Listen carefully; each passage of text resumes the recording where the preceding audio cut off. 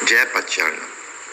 आज रात्रि की कहानी है श्री विद्यापति जी, जो भक्तमाल से ली गई है और इसमें भगवान भक्त के सेवक बन जाते हैं। तो ये कहानी इस प्रकार है। श्री विद्यापति जी। मैथिली कोकिल विद्यापति ने विक्रम की 15वीं सदी में विस्पी ग्राम में जन्म लिया था। इनके पिता का नाम गणपति ठाकुर था। आपका परिवार बिहार के तत्कालीन शासक हिंदूपति महाराज शिव सिंह के पूर्वजों का कृपा पात्र था और विद्यापति ने तो शिव सिंह और उनकी पटरानी महारानी लक्ष्मी माँ के आश्रम में मिथिला को अपनी श्री कृष्ण भक्ति सुधा से वृंदावन बना दिया। अभिनव कृष्ण महाप्रभु चैतन्य देव और उनकी भक्त मंडली के लिए तो कवि कंठहार विद्यापति के पद श्री राधा कृष्ण की मधुर पंक्ति के उद्दीपन ही बन गए। महाप्रभु उनके विरह और प्रेम संबंधी पदों को सुनते जाते थे और साथ ही साथ नयनों से अनवरत अश्रु की धारा बहाते थे। ऐसा कहा जाता है कि विद्यापति की भक्ति से प्रसन्न होकर भगवान भोलेनाथ अपना उगना नाम रखकर उनके सेवक बन गए थे। वह प्रसंग इस प्रकार है। एक बार श्री विद्यापति जी के मन में एक सुयोग्य सेवक की अभिलाषा हुई। बस उसी क्षण एक गौरवर्ण व्यक्ति इनके पास आया और अपने को नौकर रख लेने की प्रार्थना करने लगा।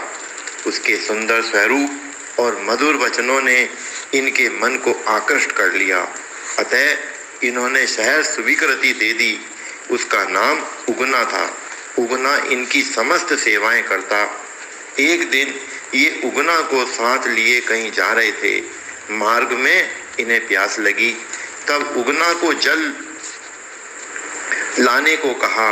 उगना थोड़ी ही दूर जाकर वृक्षों के झुरमुट में से लोटा भरकर लाया। उन्होंने जलपान किया तो गंगा जल का सा स्वाद आया। चकित हो गए कि यहाँ गंगा जल कहाँ? पूछा तो उगना ने कहा, यहीं पास से ही लाया हूँ। उगना के उत्तर से संतोष नहीं हुआ। श्री विद्यापति ने नेत्र बंद कर किंचित ध्यान किया। जब नेत्र खोला तो इन्हें उगना की जगह भगवान शिव के दर्शन हुए।